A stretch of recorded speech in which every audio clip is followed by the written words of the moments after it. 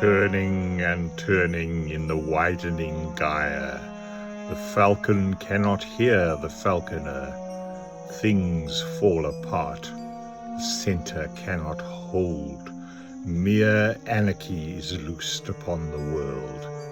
The blood-dimmed tide is loosed, and everywhere the ceremony of innocence is drowned. The best lack all conviction, while the worst are full of passionate intensity.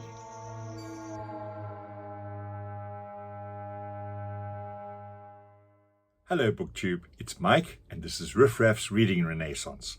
Today, because it's Halloween season, I thought I'd do the trick or treat tag that I saw on Greg's channel, Another Bibliophile Reads. He said it was an original tag by Heather at Heather Reads and Meg at Books Off the Beaten Path. And I liked very much what Greg did. He slightly turned the order around. The rules of the tag are about 5 books that were tricks and 5 books that were treats. But rather than 5 and 5, he went one of each, which I thought was a much more entertaining way to do it. So I thought I might do the same thing. But let me chat just briefly about why I had 2 thoughts about this tag. Halloween is not particularly big in South Africa. In some areas of South Africa, wandering around at night with candy is probably not good for your health. But I understand that it's a ritual that originally stems from early Christian belief. Or what was called All Hallows Eve was the vigil on the night before All Saints' Day. And in fact, it was the Irish and Scottish who brought it to America, where in fact it started as a carved turnip rather than a carved pumpkin in the 19th century. And from America, of course, it's like everything else, it's spread globally and is now a worldwide custom that we follow. The first book, just to keep it bookish, the first book about Halloween was written by Ruth Edna Kelley of Massachusetts in 1919. It's the first book-length history of Halloween, and she wrote the book predictably called The Book of Halloween. And in fact, Halloween today in the United States is a $10 billion industry, so very impressive. Halloween itself has inspired many great books. There's Agatha Christie's Halloween's Party, 1969, which starts with a kid's party until something terrible goes wrong. No spoilers. Ray Bradbury, of course, wrote Something Wicked This Way Comes. Roald Dahl had The Witches. And perhaps the ultimate Halloween story, Washington Irving's The Legend of Sleepy Hollow.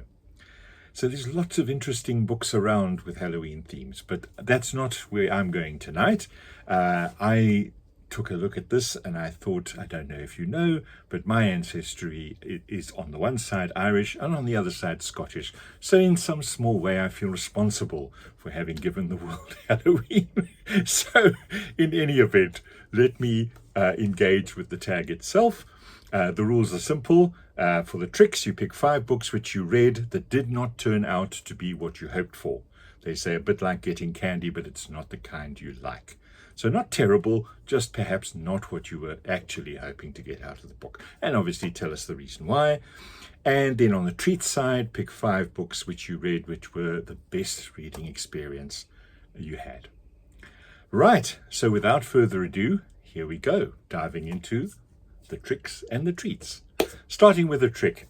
I've talked about this recently on the channel, but I'll use it again because it is the perfect definition of a trick. This is Henry James's The Turn of the Screw.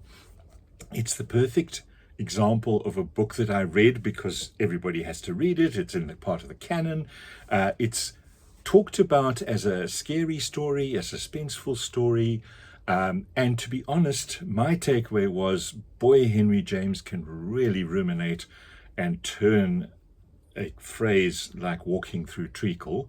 I found that quite hard. Ponderous style didn't really appeal to me very much and didn't move me enough to justify the language gymnastics that he was engaging with. And at the same time, the story itself, which is a sort of ghost or otherworldly story, just didn't take. I didn't feel the suspense. I didn't feel the engagement. It was just the perfect definition of somewhat less than I was hoping.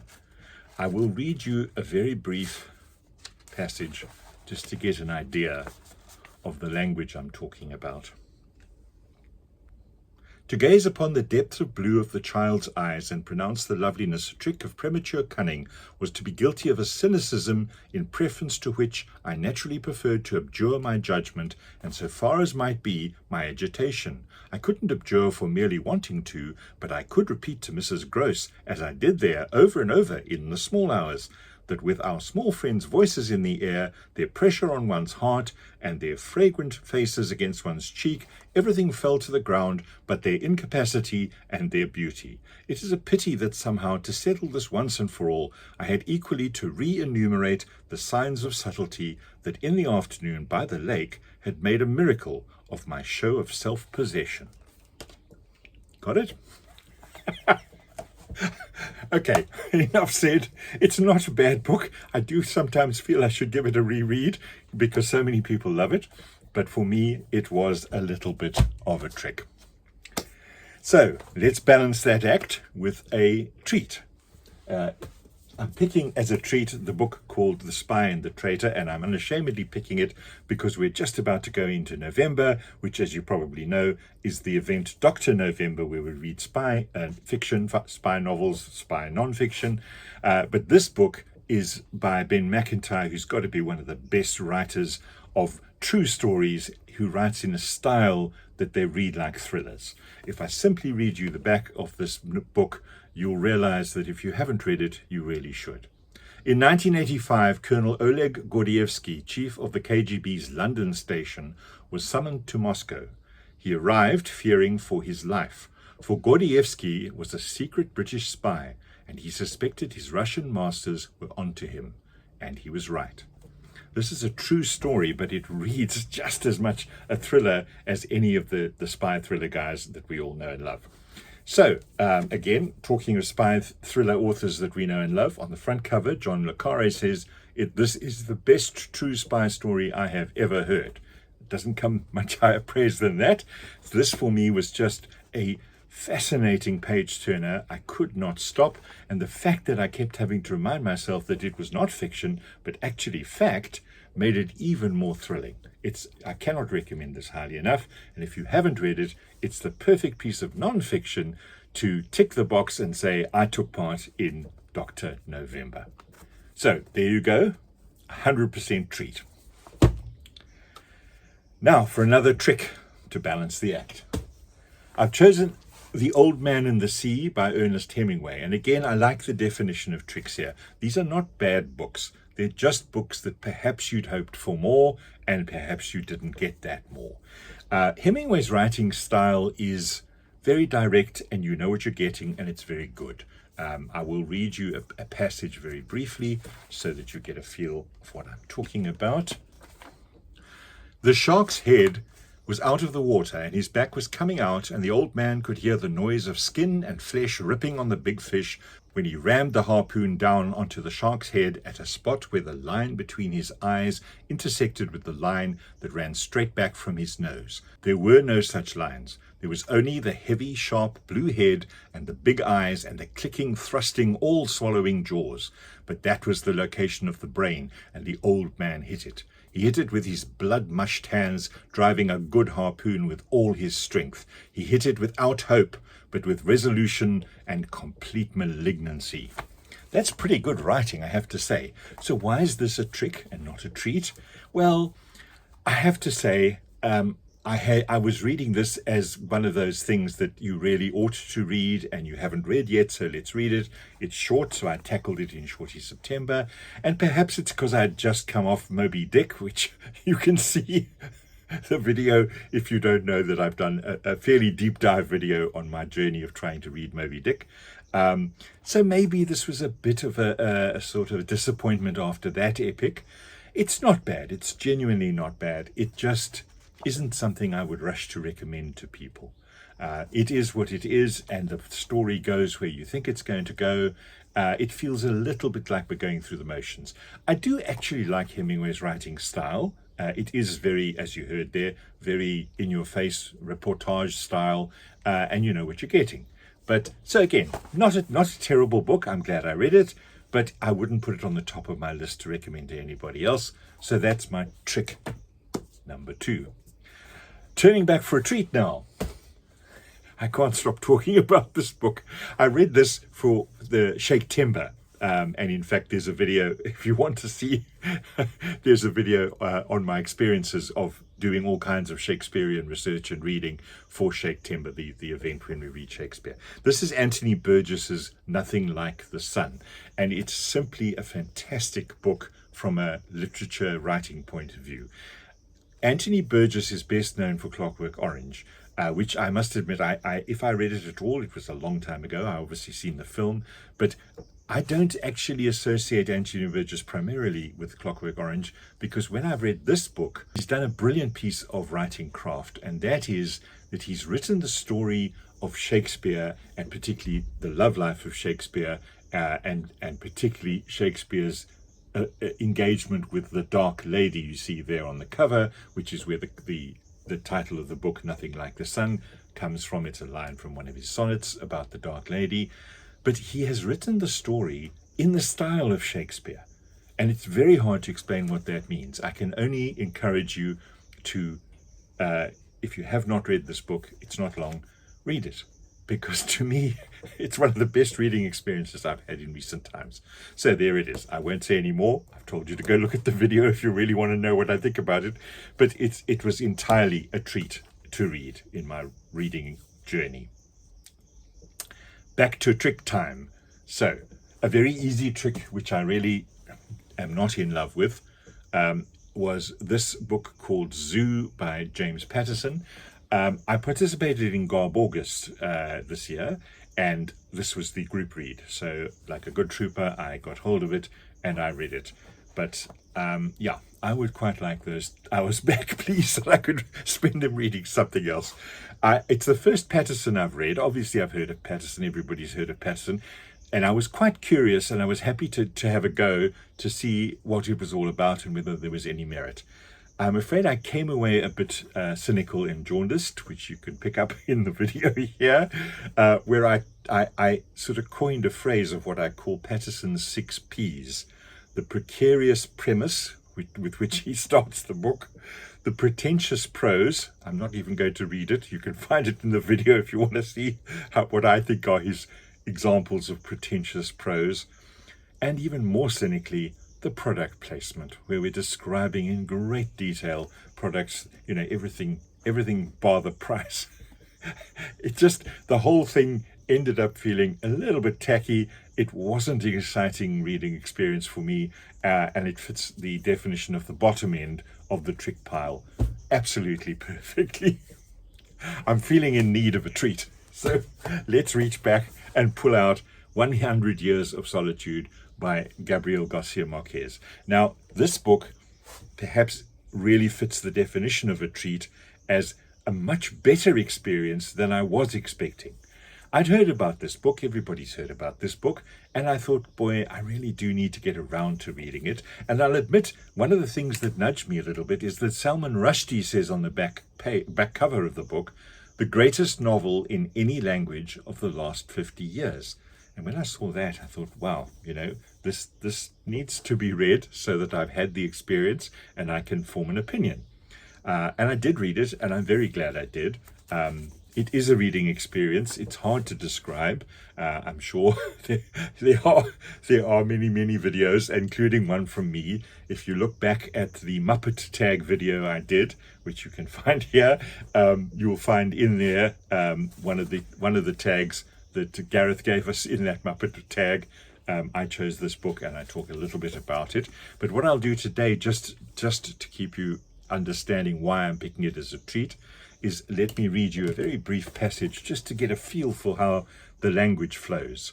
According to what he himself said as he spoke to Jose Arcadio Buendia while helping him set up the laboratory, death followed him everywhere, sniffing at the cuff of his pants, but never deciding to give him the final clutch of his claws. He was a fugitive from all the plagues and catastrophes that had ever lashed mankind. He had survived pellagra in Persia, scurvy in the Malayan archipelago, leprosy in Alexandria, beriberi in Japan, bubonic plague in Madagascar, an earthquake in Sicily, a disastrous shipwreck in the Strait of Magellan.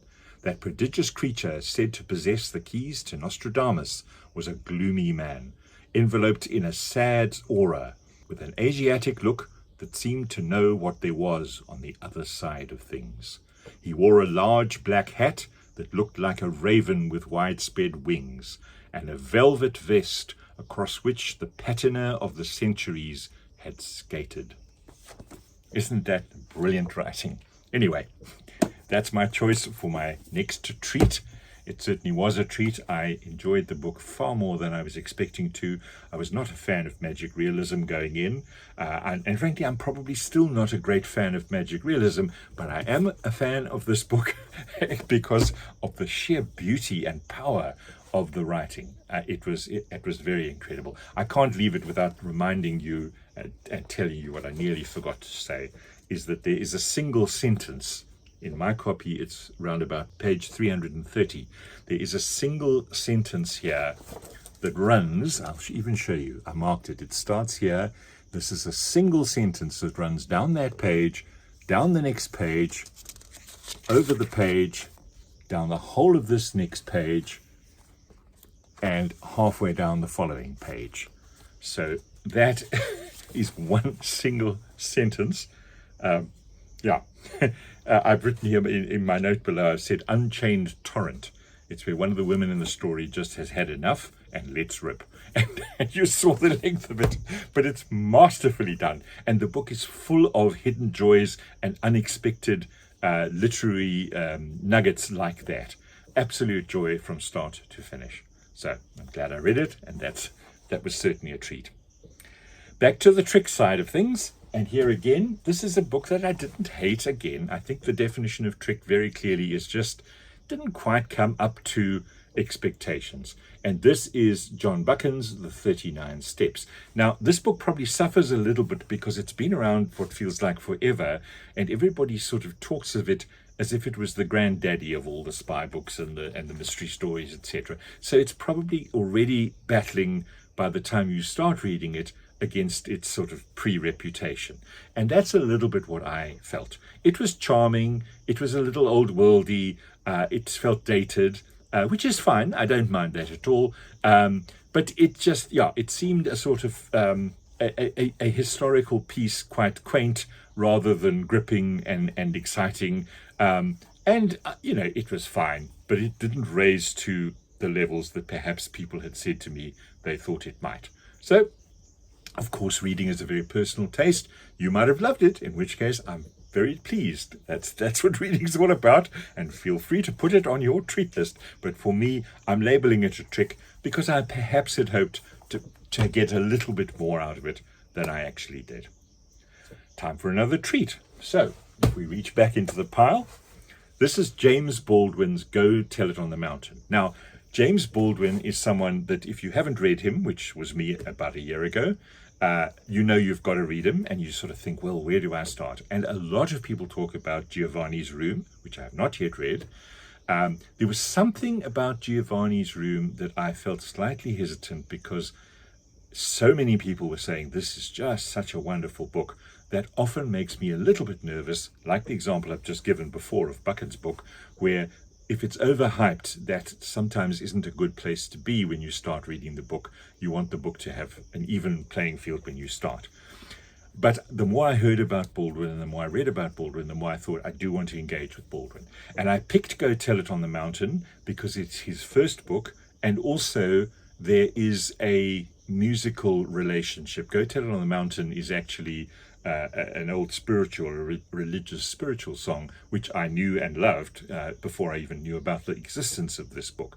So those things together, and the fact that this book is autobiographical, it covers Baldwin's own relationship with his father, which was a very troubled one. Those were the things that made me think, let me start here, and then I'll know whether I love James Baldwin or not. And, spoiler, I do. I've gone out now and ordered If Beale Street Could Talk, for the same reason, in that the Beale Street is, again, the musical allusion. Those are irresistible to me. I do have a copy of Giovanni's Room. I haven't got around to reading it yet. I sort of want to read Beale Street first. But I did also pick up, if I can sneak this, because it's also Baldwin, sneak it into the same treat category. This is his book, Going to Meet the Man, which is a collection of short stories. And the reason I've raised this is not only is this a powerful book, and again, those of you who are getting to know my channel will know I like real characters, even if they're imperfect. In fact, sometimes because they're imperfect, I get bored quite quickly with goody two-shoes type characters. I like the ones who struggle. I like the ones who have been wounded by the slings and arrows of life and are struggling to live up to whatever standards they've set for themselves. This book feels like that. It's a brilliant, brilliant encapsulation of the, on the one hand, uplifting spiritual community from which Baldwin comes, with the heavy emphasis on church and the singing of Negro spirituals, but at the same time, an underlying darkness around all the characters, that things are not as they seem. People are presenting faces to the world that are not the same as their true inner characters. That's the stuff, to me, of which great literature is made, and Baldwin certainly knows how to write.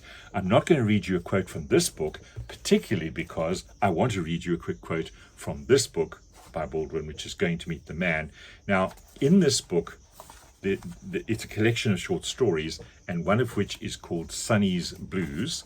And Sonny is a musician, a troubled musician, again, right in my sweet spot.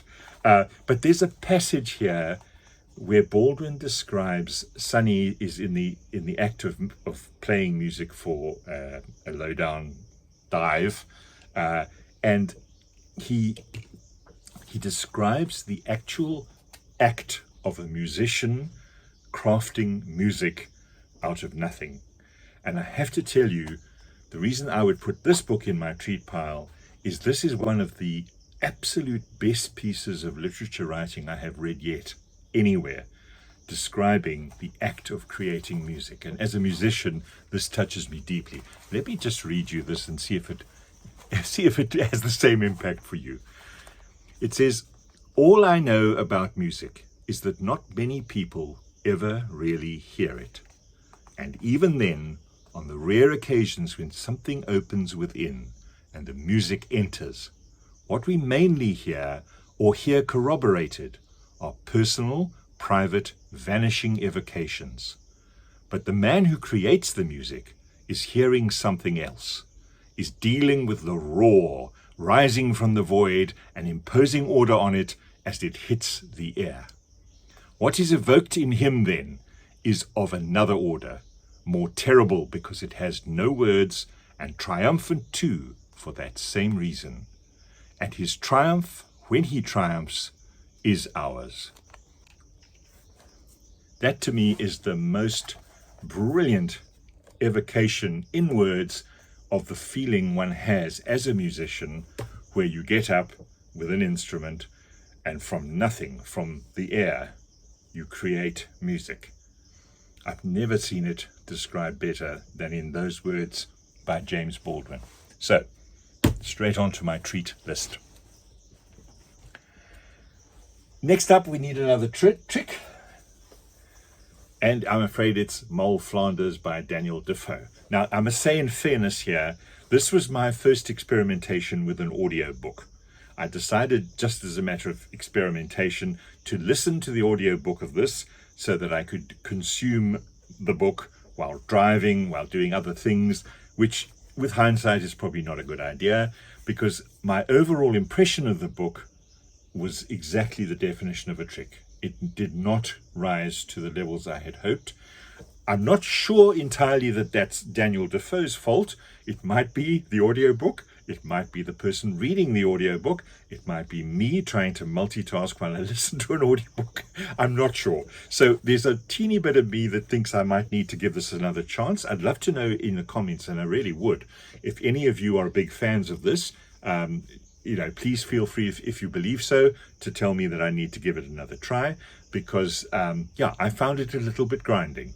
It was sort of, you know, a woman falls on hard times, and then some more hard times, and then some more hard times, and some more hard times, and some more hard times. And it just didn't go anywhere for me. It didn't. If I compare, for example, having just recently read Vanity Fair, and as always, there's the video opportunity if you don't know about it. I mean, Vanity Fair with Becky Sharp as its main protagonist. Becky has lots of good luck and lots of bad luck, but boy, it's interesting. It's interesting on the ups and it's interesting on the downs. Whereas Daniel Defoe's Moll Flanders, I felt it just ground along. I really didn't. I didn't get excited about it in any sense at all. So it's the perfect definition for me of a trick.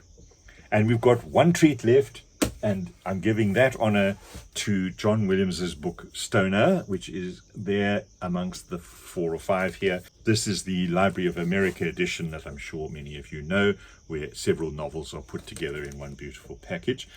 This particular book collects together conveniently at what I think are the 3 John Williams novels that everyone says you have to read, which is Butcher's Crossing, Stoner, and Augustus. I've only read Stoner. The other 2 are still waiting to be read. But boy, I really enjoyed this book. Now, I know there's a question that a lot of you are going to be asking, isn't this a dude bro book? I don't think it is. I really don't think it is. The definition of dude bro varies, but to me, this book was not so much. I've heard some criticism about the fact that the female characters are not fully formed, but to me, that's not what this book was about. This book was about going inside the head of Stoner, the protagonist, who is an introverted academic, engaging with a world in which he is interested in reading and teaching people about reading and literature, and not interested in much more than that. Now, I come from a family of academics, and I can really relate to this. My brother is a world-renowned mathematician, but he does not engage with the humdrum issues of the real world easily, because he operates at a stratosphere that most of us can only aspire to. I found a kindred spirit in Stoner, a man who was completely passionate about the things that he believed mattered to him, and completely struggled to get enthusiastic or to raise his game about the many, many, many other things that society and the world around him was telling him mattered, but he didn't think so. So I found that very, very relatable, and the actual writing in the book is exquisitely beautiful. I want to read you, I hope it's not a spoiler, because it is it's the passage at the very end of the book, and suffice to say, I don't think it's a huge spoiler. The book takes you through the entire life of Stoner, from the beginning of his life to the end of his life, and the very last paragraph or 2 in the book obviously is the end of his life. So if you don't want to know that passage, I don't think it's a spoiler, because the book very clearly is his whole life, beginning and end. But just, I want to share with those who are interested the closing passage of how the book describes his life coming to an end, because I thought that this was a particularly beautiful piece of writing. He opened the book, and as he did so, it became not his own. He let his fingers riffle through the pages and felt a tingling, as if those pages were alive. The tingling came through his fingers and coursed through his flesh and bone. He was minutely aware of it, and he waited until it contained him, until the old excitement that was like terror fixed him where he lay. The sunlight passing his window shone upon the page, and he could not see what was written there. The fingers loosened, and the book they had held moved slowly and then swiftly across the still body and fell into the silence of the room.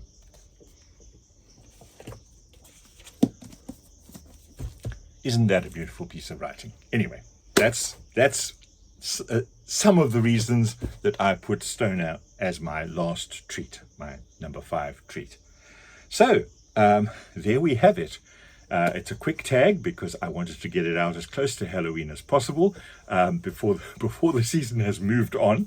So I hope you've enjoyed that little ramble where I picked up the tag I saw on Greg's channel and did it his way, which is trick and treat and back and forth. I hope it was fun. If you did enjoy it, please do the like and subscribe thing. It really does help us creators feel that we're being heard out there. And in any event, I hope you will join me soon again for the next little bit of the journey of Riffraff's Reading Renaissance. So thank you very much for being with me, and bye-bye now.